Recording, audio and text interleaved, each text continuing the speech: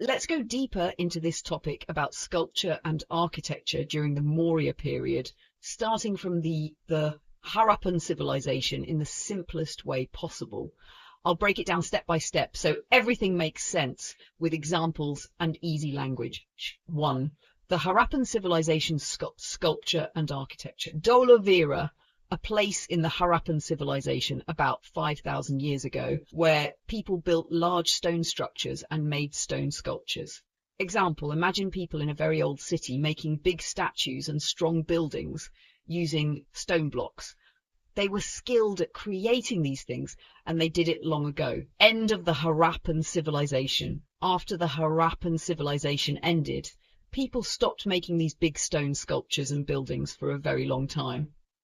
Example, it's like a time when people forgot or didn't need to make big statues or stone buildings anymore, so they stopped. 2. The Maurya period. Return of big stone art and architecture. Maurya Empire. After many years during the Maurya period, around 300 BCE, during King Ashoka's time, big stone sculptures and architecture came back. Why? The Maurya Empire was very big and powerful.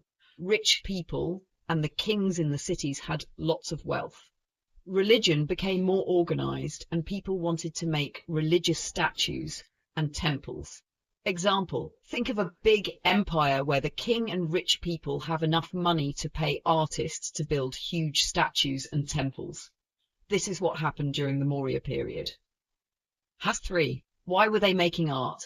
Not just for fun. In the Maurya period, they didn't make art just for enjoyment like we sometimes do today. The art had a purpose. It was made for politics, to show the king's power, and religion, to show respect to gods.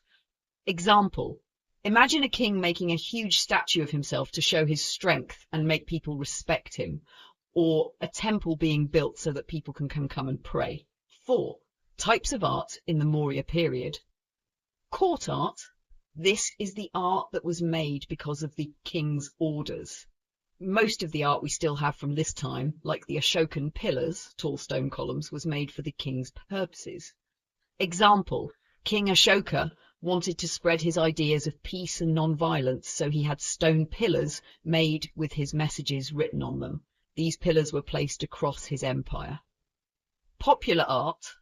While the kings had big projects, ordinary people also had smaller art like terracotta figurines, small statues made of clay, and stone discs. These weren't made for politics or religion, but were part of daily life.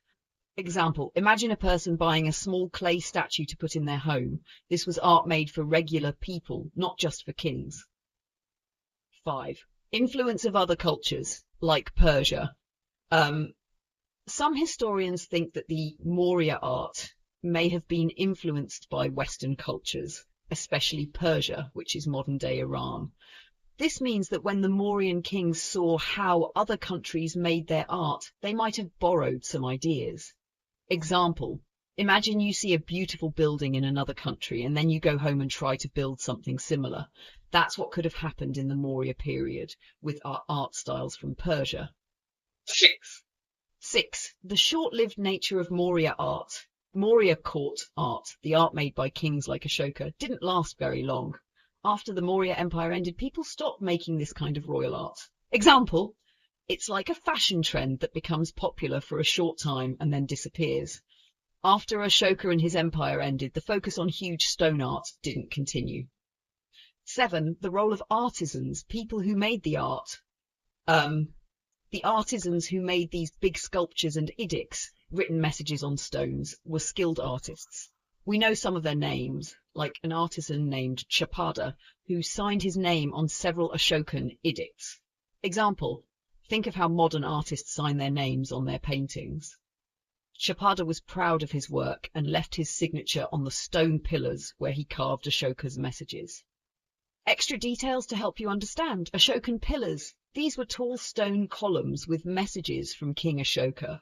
The messages, called edicts, talked about non-violence, peace, and respect for all living beings.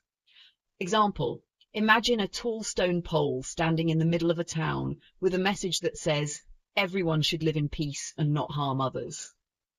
Terracotta figurines. These were small statues made of clay. They were not made for kings or big temples, but for regular people. Example, a farmer might have a small clay statue of a cow or a goddess that they would keep in their home. To summarize everything, one Harappan civilization, big stone sculptures and buildings were made like in Dolavira. After the Harappan civilization ended, there was a long gap where people stopped making them. 2. Maurya period. Big stone art came back during the Maurya period because the Maurya Empire was rich and powerful. Rich people had money to spend on art. Religion was important, so they made temples and religious statues. 3. Art for a purpose. The art was made for politics to show the king's power, and religion, not just for fun. 4. Court art and popular art. Kings made big projects like the Ashokan pillars, while ordinary people had smaller things like terracotta figurines. 5.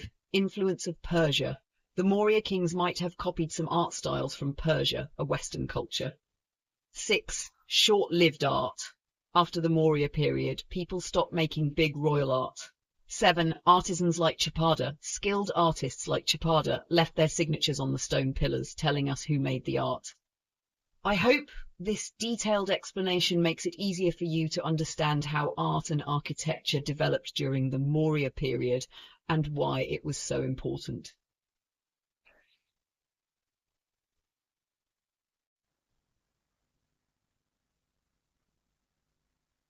Let's break this down to make it really simple, step by step. 1. Ashokan pillars. What are they? Ashoka was an important king in ancient India, and he had these tall stone pillars made, which are called Ashokan pillars. These pillars are freestanding, meaning they stand by themselves, like tall poles or towers. 2. Symbolism of the pillars. Some people think these pillars represent the axis of the world, also called axis mundi. This is a special idea that imagines the pillars connecting the heaven sky and the earth land, like a bridge between the two. Example, imagine a tall pole that reaches from the ground up to the sky. It's like a symbol that connects the world below to the world above. 3. Inscriptions, writing on the pillars.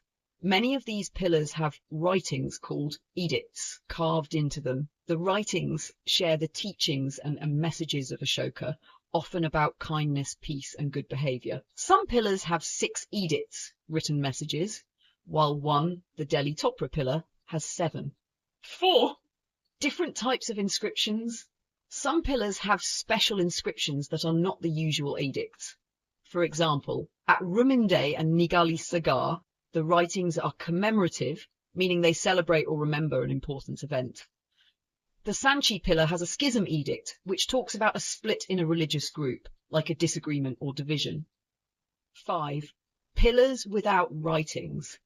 Not all Ashokan pillars have inscriptions. Here are some examples. The pillar with a bull capital, a bull sculpture at the top at Rampurva. The pillar with a lion capital, a lion sculpture at the top at Vaishali. The Kosam pillar, which doesn't even have a capital, no sculpture on top. Example, think of some pillars having carvings of animals at the top, like a bull or lion, but some are plain without anything on top. 6. Pre-existing pillars. There's a possibility that some of Ashoka's writings may have been carved onto older pillars that were already standing before he became king. Example, imagine finding a tall pole already there and just adding your own writings to it instead of building a new one. 7. Pillar fragments. Pieces of broken pillar fragments have been found in different places across India. These might have been part of Ashokan pillars a long time ago, but they are no longer complete. In summary, Ashokan pillars are tall stone structures made during King Ashoka's reign. They may represent the axis of the world, connecting heaven and earth. Some pillars have edicts, written messages, while others do not have any writings. Some writings may have been carved on older, pre-existing pillars. Fragments of these pillars have been found all over India, showing how widespread they were. This is how Ashoka spread his message using these tall, powerful pillars, which still stand in parts of India today.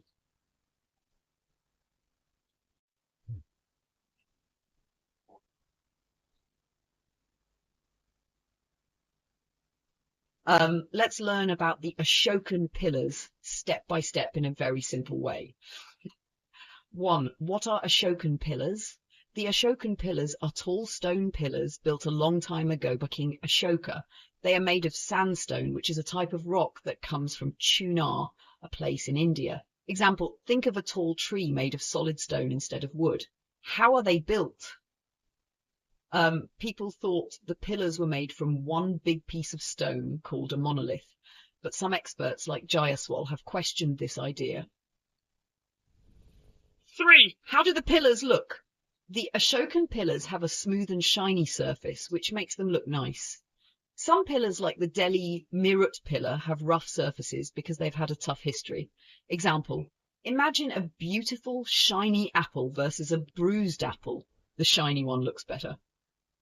Number 4, structure of the pillars. The pillars do not have a base, the bottom part. Instead, they have a smooth, round middle section called a shaft that is about 12 to 14 meters tall, about the height of a 4 to 5 story building. The shaft gets slightly smaller as it goes up. Think of it like a cone where the top part is narrower than the bottom. The top of the pillar.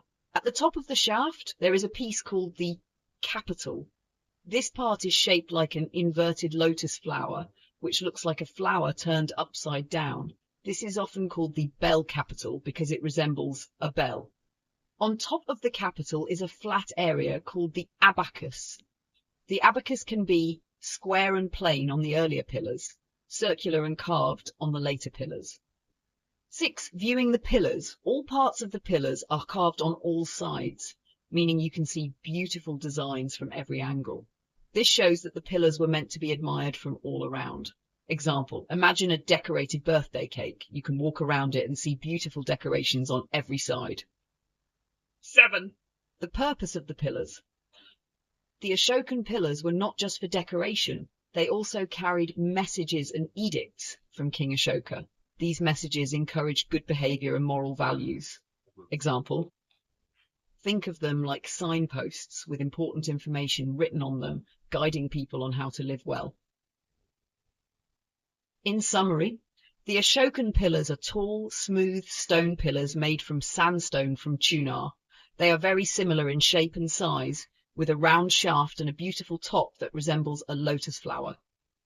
The pillars are meant to be looked at from all around because they are carved on every side and they carried important messages for the people of that time. This is a simple overview of the Ashokan pillars, showing how amazing they are and their significance in history.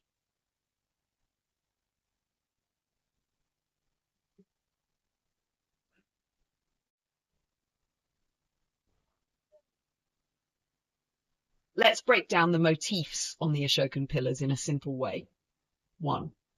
What are motifs? Motifs are designs or symbols used in art. They can represent ideas, stories, or beliefs. The Ashokan pillars have many different motifs that are important in Indian culture and religion. 2. Types of motifs on the Ashokan pillars. The motifs include floral designs. These are flower patterns, like the lotus and honeysuckle, a type of flower that looks like a small palm. Animal motifs. These are pictures of animals that have special meanings. 3. Animal motifs. Different pillars have different animal designs. Lion, found on the Vaishali, Lauriya Nandangar and one Rampurva pillar. The Sanchi and Sarnath capitals have 4 lions. Bull, seen on one of the Rampurva pillars and on the Sarnath pillar. Elephant, an elephant capital. The top part of a pillar was found at Sankt Spoked Wheel. The spoked wheel, the Sanchi capitals have a wheel on top, which symbolizes the wheel of Dharma, the teachings of Buddha. Example, imagine a zoo where each animal represents a different value or teaching. The lion might represent strength, while the elephant represents wisdom. 4. Special features on capitals. The abacus, the flat part on top of the pillar, has different animals. The Sanchi pillar has geese that look like they are pecking. The Sarnath pillar features a bull, elephant, horse and lion, all separated by wheels. Example, think of a special cake with different animals on top, each animal telling a different story. 5. Importance of these motifs.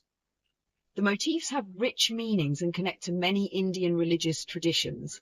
They show the beliefs and values that were important to people back then. The design of the Sarnath capital, especially with the 4 lions, became the emblem of the Indian nation state. This means it represents India today. Example: just like how an eagle represents freedom in many countries, the 4 lions represent India's strength and unity. In summary, the Ashokan pillars have beautiful designs called motifs, including flowers and animals. Animals like lions, bulls, and elephants have special meanings in Indian culture. The top of the pillars, capitals, also features a wheel, which is very important in Buddhism. The motifs on the pillars help us understand the beliefs of ancient India, and the 4 lions became a symbol for the whole country. This way we can see how the Ashokan pillars are not just stones, but important pieces of art that tell us a lot about history and culture.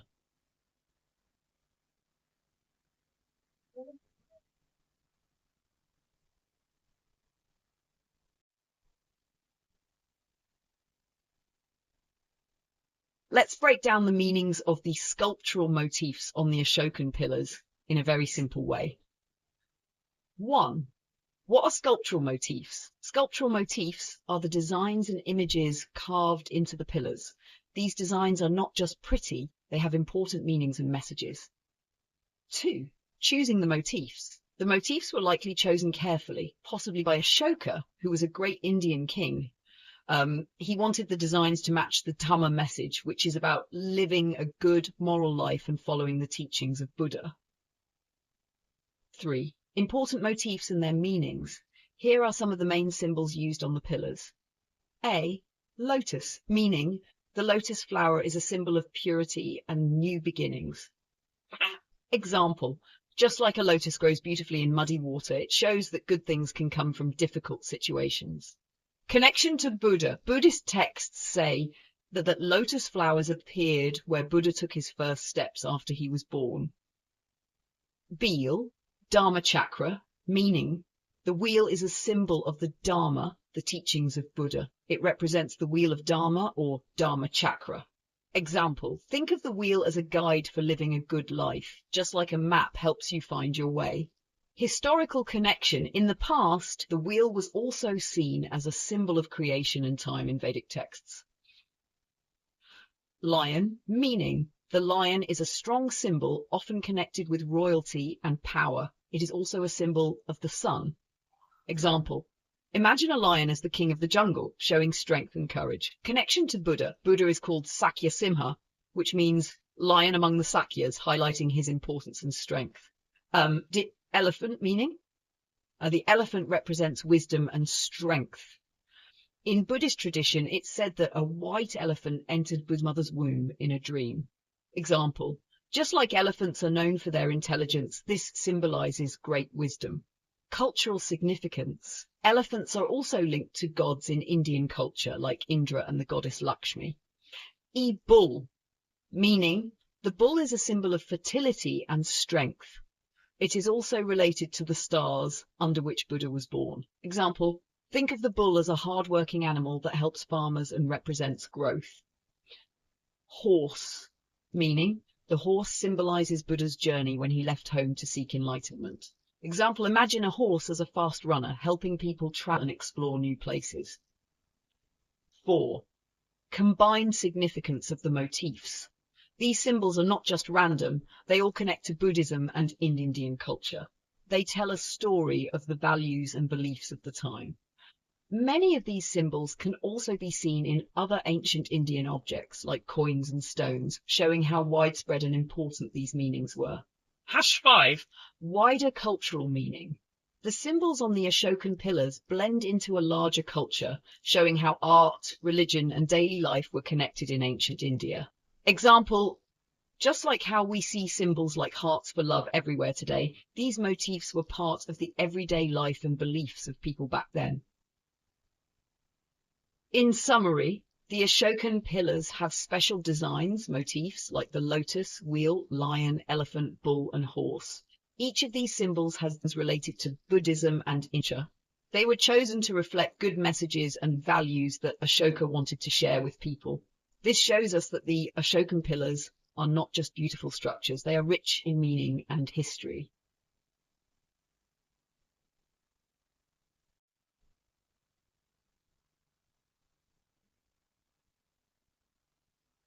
Sure, let's dive deeper into the influence of foreign cultures on the Maurya Empire and its art, especially during the time of Ashoka. We'll break it down into smaller parts and explain each one simply. 1. What is the Maurya Empire? The Maurya Empire was one of the largest and most powerful empires in ancient India. It existed around 322 to 185 BCE. The most famous king of this empire was Ashoka. He ruled from about 268 to 232 BCE and is known for spreading Buddhism and promoting peace. Why is Ashoka important? Ashoka changed after seeing the horrors of war. He decided to follow a path of peace and kindness. He wanted to share his ideas with everyone, so he wrote messages called inscriptions on tall stone pillars across his empire. These pillars became important symbols of his teachings and the values of Buddhism. 3. Influence from other cultures. A Persian influence. Some experts believe that Ashoka got the idea of writing on pillars from the Achaemenids, the rulers of Persia, an ancient kingdom located in what is now Iran. The Achaemenids also put messages on tall stone pillars to communicate with their people. B. Greek influence. As the Maurya Empire grew, there were interactions with Greek cultures, especially after Alexander the Great invaded parts of India. The Greeks had different styles of art and architecture that might have influenced Indian artists. 4. Specific examples of influence. A. Writing on pillars. Inscriptions are like ancient social media posts. They share important messages. The way Ashoka started his messages in the third person, like he says, and then switched to the first person, like I say, is similar to how Darius, the Persian king, wrote his messages. B. Similar words. The words Dipi and Lipi found in both Ashoka's and Darius's inscriptions mean something like writing. This shows they had similar ways of expressing important messages. 5. Artistic styles. A. Polished surfaces. The Ashokan pillars have a very shiny, polished surface. This smooth finish is something that was admired in both Greek and Persian art. Imagine how you polish a table to make it shiny. This kind of attention to detail was very important in these cultures.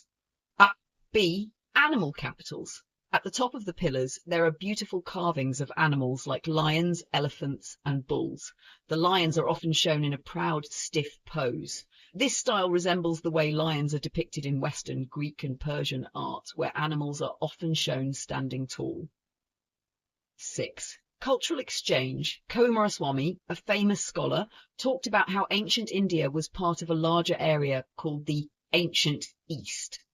This area stretched from the Mediterranean Sea, where Greece is, to the Ganga Valley in India. There were many shared ideas and cultural practices because these regions interacted a lot. A. Trade and interaction. Trade means buying and selling goods. Ancient India traded with Persia and other cultures, sharing ideas, products, and art styles.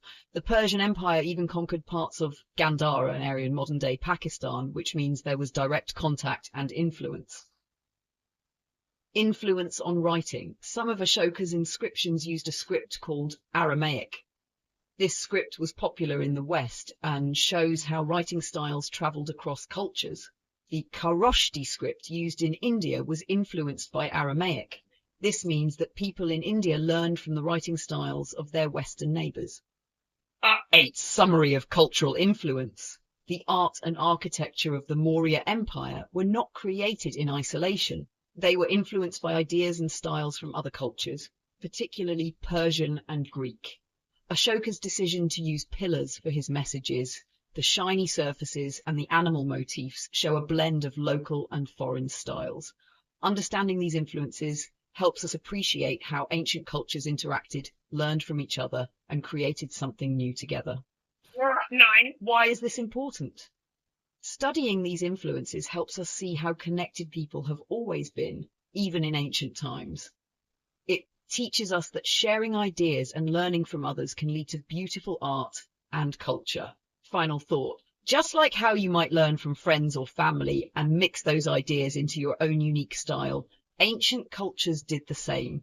They shared, adapted, and created wonderful things together. This approach helps us understand how history is shaped by the interaction of different cultures, making it more interesting and relatable. If you have any specific parts you want to explore further, just let me know.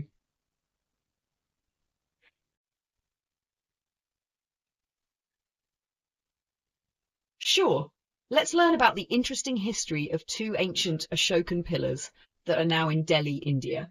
We will break it down step by step so it's easy to understand. 1. What are Ashokan pillars? The Ashokan pillars are tall stone columns built by Emperor Ashoka, who ruled in ancient India around 250 BCE. These pillars often have inscriptions, writings, that share messages about Buddhism and the importance of living a good life. 2. Where are the pillars now? Two famous Ashokan pillars are now located in Delhi, India. They are known as the Delhi Topra and Delhi Meerut pillars. 3. The story of Firuz Shah Tughlaq. Who was Firuz Shah Tughlaq? Firuz Shah Tughlaq was a sultan, a ruler who lived much later in the 14th century, about 1300s. He was curious and liked to collect beautiful and interesting things. B. Discovering the pillars. While on his military campaigns, Firuz Shah saw the Ashokan pillars in Topra, in modern Haryana, and Meerut, in modern Uttar Pradesh. He thought they were impressive and wanted to move them to Delhi. For moving the pillars, A. Preparation for moving. Firuz Shah gave orders to the people living near the pillars to help move them. He asked them to gather tools and silk cotton from a special tree. Silk cotton is soft and can be used to make things cushioned and safe.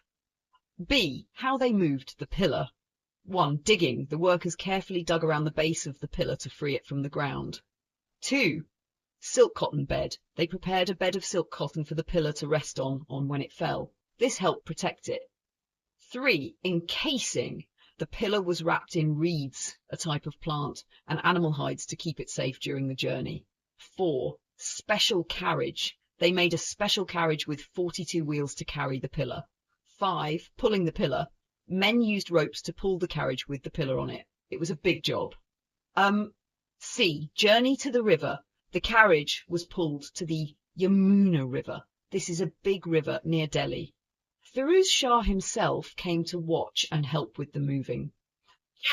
On the boats, once they reached the river, the pillar was lifted onto several boats that were tied together. The boats carried the pillar down the river to Delhi. 5. Final position in Delhi. When they reached Firuzabad, a part of Delhi, the workers carefully lifted the pillar into place in the palace complex. It took a lot of skill and hard work to get the pillar there safely. 6. The inscriptions and beliefs. By the time Firuz Shah moved the pillars, people couldn't read the ancient Brahmi script, the writing used by Ashoka. However, some Brahmanas, learned people, claimed they could understand it. They said that the inscriptions contained a prophecy, prediction about the future, saying that no one would be able to move the pillar until a great king named Sultan Firuz came. 7. Why is this story important? This story shows how ancient artifacts, like pillars, can have interesting histories and meanings even long after they were built. It highlights how people value historical items and how they can be moved and preserved through time. It also shows how stories and beliefs about the past can develop over time, adding layers to the significance of an artifact. Summary. The Ashokan pillars in Delhi are not just stone. They have a story about being discovered, moved, and appreciated over centuries. Firuz Shah Tughlaq's admiration for the pillars led to their relocation to Delhi, which became part of their new life story. Final thought, every object has a story. Just like how a favourite toy might have memories attached to it, ancient artifacts like the Ashokan pillars carry tales of history, culture, and the people who valued them. If you have any more questions or anything else, feel free to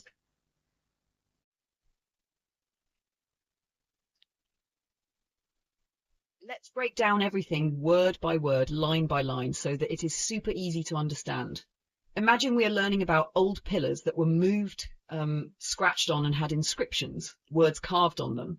Here's the explanation. 1. The pillar in Firuzabad.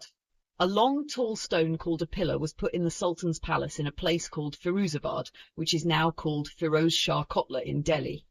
This pillar was so special that people started calling it the Minar-i-Zarin, which means the golden column. 2. The Topra pillar. This pillar didn't originally belong in Delhi. It was taken from a place called Topra. A book called Sirati Firuz Shahi has pictures showing how this pillar was moved from Topra to its new home in Delhi. Imagine moving a huge stone across miles. It was a big deal back then. 3. The Meerut pillar. Another similar pillar was moved from Meerut to Delhi. This pillar was placed in Firuz Shah's hunting palace. A hunting palace is a place where kings or rulers used to stay when they went hunting. This palace was located in a part of Delhi called the Northern Ridge, which is near the University of Delhi today. 4. Inscriptions on Ashokan pillars. These pillars are very old, and most of them were made during the time of Ashoka, an ancient king of India who lived more than 2,000 years ago. Many people later scratched or wrote their names on these pillars. Just like today, some tourists like to write their names on old monuments. This is not a new thing. It's been happening for a long time. 5. The Delhi Topra pillar. On this particular pillar, some carving inscriptions were made later by a king named Vigrahara IV from the Chauhan dynasty. This happened in the 12th century, around 800 years ago. It's interesting because the pillar originally had Ashoka's messages from the Maurya Empire, but then it was also used to show Vigraharaja's victories. This shows that the same pillar was used by different kings in different time periods. 6. Inscriptions in Sanskrit and Persian. Over the years, other people also carved their messages on this pillar. Some were written in Sanskrit, an old Indian language, and some in Persian, a language from Iran used in India in medieval times. These new writings were made between the 13th and 16th centuries. 7. The Delhi Meerut pillar. The pillar from Meerut, which was installed in Delhi, also has 3 short Sanskrit inscriptions from the early medieval period. This means people continued to write on these pillars even after Ashoka. 8. The Laurya Nanga pillar. This is another Ashokan pillar, located in a different place called Laurya Nandanga. Even on this pillar, people later wrote things. For example, the Persian inscription from the time of the Mughal Emperor Aurangzeb. There's also an English inscription from 1792 that says Reuben Burrow. Reuben Burrow was a British surveyor, someone who measures land, who visited the pillar in the 18th century. Summary. Ashokan pillars were made long ago by King Ashoka and had messages about his teachings. These pillars were later moved to different places by other rulers like Sultan Firuz Shah. Over time, many people wrote or carved their names on these pillars, just like how people sometimes scratch their names on monuments today. The Delhi Topra pillar and Delhi Meerut pillar both had new inscriptions made by later kings and visitors in different languages, Sanskrit, Persian, and even English. Example to make it clear. Imagine you have a school notebook. First, you write your homework in it. Then, your friend borrows it and writes their name on it. Later, another friend adds their doodles. Over time, the notebook has lots of different things written by different people. That's what happened to these pillars. They were used, scratched on, and written on by people from different times. Let me know if you need any part explained more or if you'd like more examples.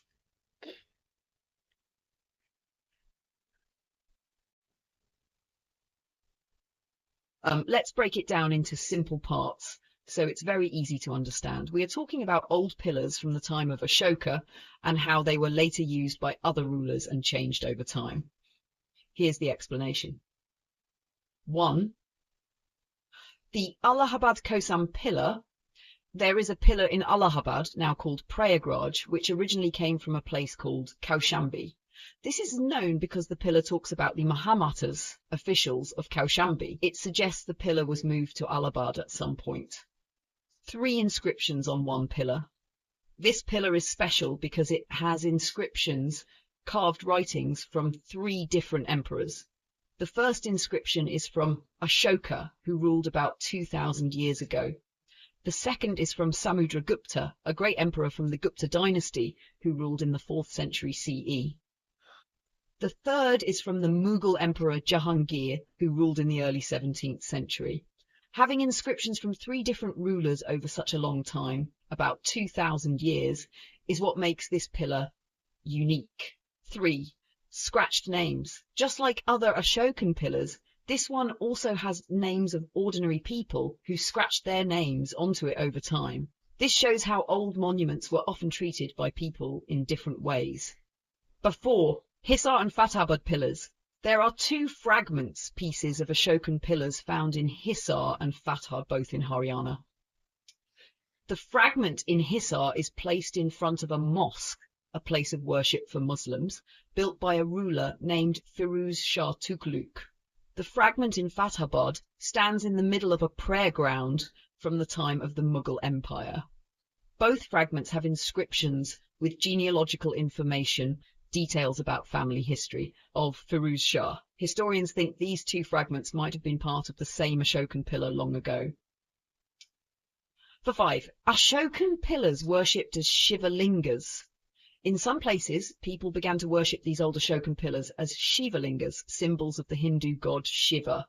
This shows how the meaning of the pillar changed over time. What was once a message from King Ashoka became a religious object for some people later.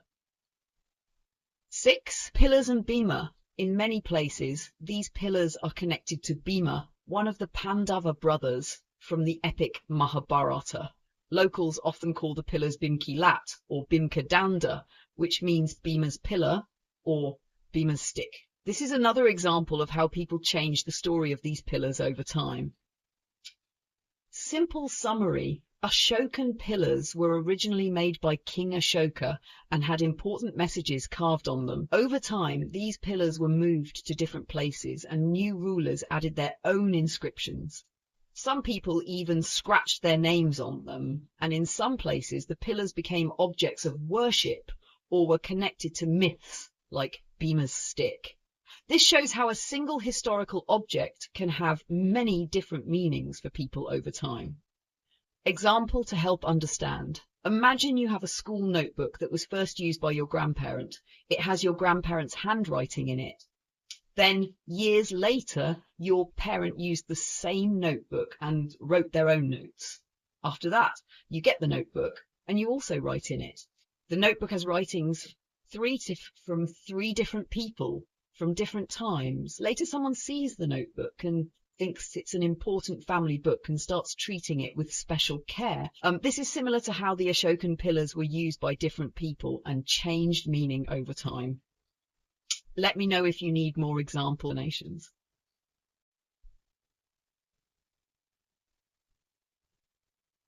Let's dive deeper into understanding the differences between Maurya pillars and Persian pillars. I'll explain everything again in a slower step-by-step manner, making it easy to follow. What are we talking about? There are 2 kinds of ancient stone pillars. Maurya pillars from India, especially from Ashoka's time, 3rd century BCE. Persian pillars from the Persian Empire around the same time in Iran. Even though these pillars may seem similar, they are very different in many ways. 1. Capitals. What's at the top of the pillar? Maurya pillars. Some of these pillars don't have capitals, the decorative part at the top in certain places like Kumraha. Persian pillars. Persian pillars always have fancy capitals with a lot of decoration. Explanation. A capital is like a hat or crown for the pillar. In Persian pillars, the top is decorated with intricate designs. Imagine a pillar with a fancy hat. On the other hand, many Maurya pillars don't have any decoration at the top. They are plain at the top in places like Kumraha. 2. Bases. What is the pillar standing on? Persian pillars. Persian pillars have fancy bases. These bases could look like an inverted lotus. Think of a lotus flower turned upside down like a bell. A simple block, either rectangular or round. Maurya pillars. In Maurya pillars, the lotus shape is not at the base. Instead, the lotus appears at the top of the pillar, right under the capital. Explanation. Think of a lamp. A Persian lamp might have a wide base at the bottom to support it, like a bowl or block. A Maurya lamp might not have anything special at the bottom, but the top part, just below the capital, is shaped like a lotus flower. 3. Surface of the pillars. What does the outside look like? Persian pillars? The surface of Persian pillars is often fluted, meaning it has grooves or ridges going up and down the pillar. Maurya pillars are smooth. They don't have any ridges or lines. They are like a polished cylinder. Explanation.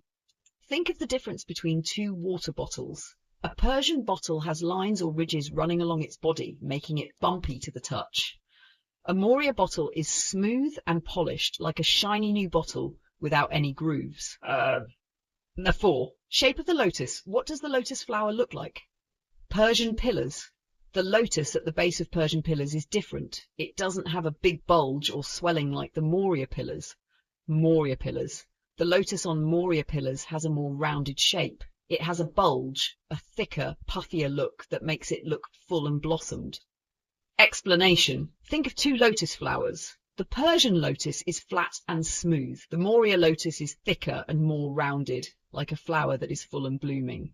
Anamashtar 5. Decorations on capitals. What's on top of the pillars? Persian pillars. The top part of Persian pillars has a lot of decoration. Some common designs are palm leaves arranged in a cluster, animals like bulls, lions, or unicorns, often back to back. Sometimes the top looks like a cup with curly designs called volutes.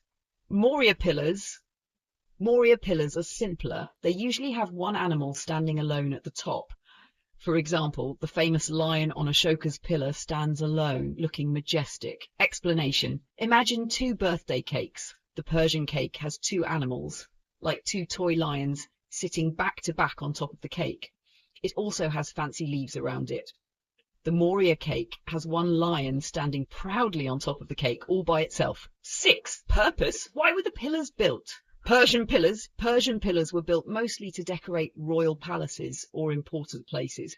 They were meant to show the power and wealth of the Persian kings. Maurya pillars, especially Ashoka's pillars, were used to spread important messages. Ashoka had his teachings about Dhamma, being kind, truthful, and non-violent, written on the pillars for people to read. Explanation. If the Persian pillars were like fancy paintings in a king's palace just for decoration, the more school notice boards displaying rules and good advice for people to follow. Sure, here's the text you requested, copied exactly as it is. Vajrasana, throne of meditation. Another important piece is the Vajrasana, or the throne of meditation. It is a big stone slab under the Bodhi tree, where Buddha is believed to have reached enlightenment when he understood all the truths of life. The slab is decorated with beautiful patterns and is made of a type of sandstone from a place called Chunar. 9. The carved patterns on the Vajrasana. The top of the Vajrasana has a special geometric pattern of intersecting circles. This means the circles overlap and connect. Imagine drawing circles on a piece of paper where the circles touch and form interesting shapes. On the sides of the Vajrasana, there are carvings of flowers and geese, a type of bird called hamsa. These carvings are similar to the decorations on the Ashokan pillars. Number 10. Why the Ashokan pillars were special. Ashokan pillars weren't just stone structures. They carried messages from King Ashoka, who wanted to tell people to live good, peaceful lives. These pillars were like giant message boards, reminding people to be kind and follow the rules of Dhamma, which means truth, non-violence, and goodness. Example to understand. Imagine if today someone put up giant boards in your city, telling everyone to be nice and help others. That's what these pillars did long ago. They were a way to spread good advice and keep people on the right path. Extra information to make it even easier. Think of Ashokan pillars as very tall signboards or posters, but made from stone. Persian pillars were like beautiful decorations in a royal palace, showing how rich and powerful the kings were. Ashokan pillars, though maybe inspired by Persian art, had a very different purpose: to teach and guide people. Here it is. Unchanged.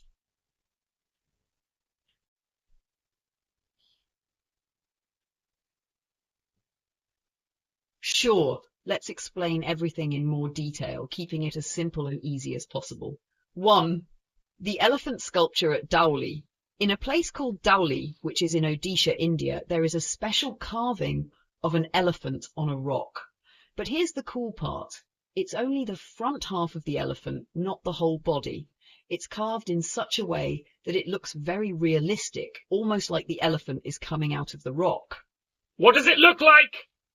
The elephant's trunk, the long nose, is curled inward, like when an elephant moves its trunk towards its mouth. The way the legs are carved makes it look like the elephant is about to take a step.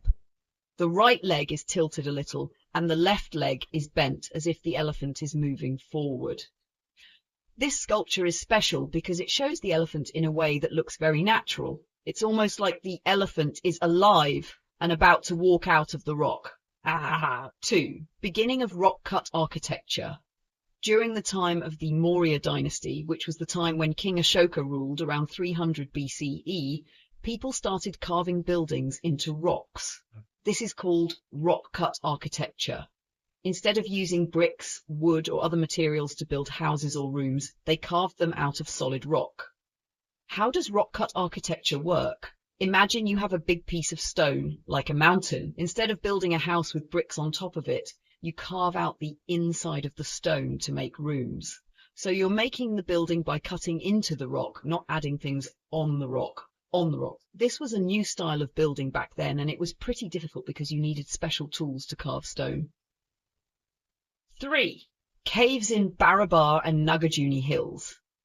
2 places where you can find these rock-cut buildings are the Barabar Hills and Nagarjuni Hills, which are near Bodh Gaya, a very important place in Buddhism. In these hills, there are caves that were carved out of the rocks. Long ago, ascetics, people who lived very simple lives, often for spiritual reasons, used to live in these caves. Some caves in Barabar Hills have inscriptions writing carved into the stone that say these caves were made by King Ashoka. Some caves in Nagarjuni Hills have inscriptions saying they were made by Dasharatha, who was Ashoka's son. These caves were not fancy or full of decorations, but they were highly polished, meaning the stone inside was smooth and shiny. Number 4. How the caves are built inside. The caves were simple in design. When you go inside, they have a long rectangular side of the room, which runs next to the outer face of the rock.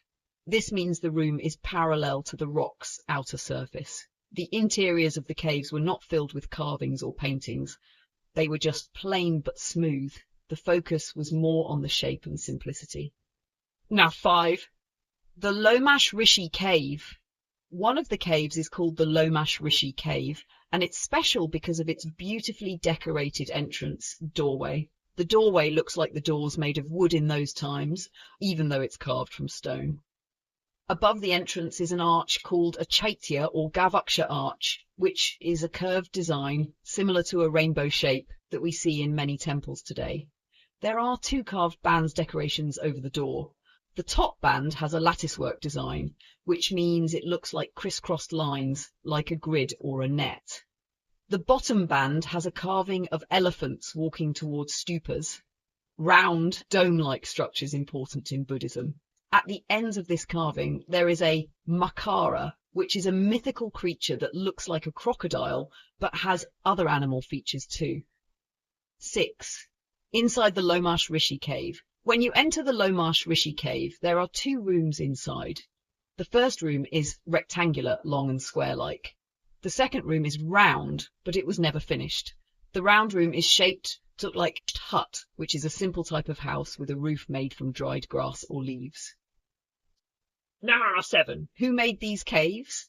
There's no inscription writing inside the Lomash Rishi Cave, but the cave next to it has writing that says it was made by King Ashoka for a religious group called the Ajivikas. This was about 12 years after his Abhisheka, which means after he officially became king. Because the cave next door was made by Ashoka, people believe that the Lomash Rishi Cave was made around the same time, even though there is no writing inside this specific cave. Examples to help you understand better. Imagine you have a big block of stone. Instead of building a house on top of it, You carve out the inside to make a room. That's what these caves are like. The Lomash Rishi Cave's doorway is like a very fancy entrance, just like how we decorate the front doors of houses today with beautiful designs. The elephant carving is like a 3D sculpture where it looks like the elephant is actually walking out of the rock, even though it's part of the stone. Extra information to make it easier.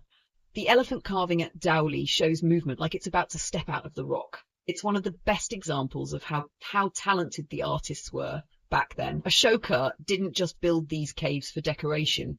They were made for ascetics and spiritual people to live in, showing his commitment to supporting religious groups. The Lomash Rishi Cave is a unique example of early rock-cut architecture and the beginning of complex carvings, which would later evolve in Indian architecture. I hope this makes the topic much clearer and easier to understand. Let me know if you need more details or examples.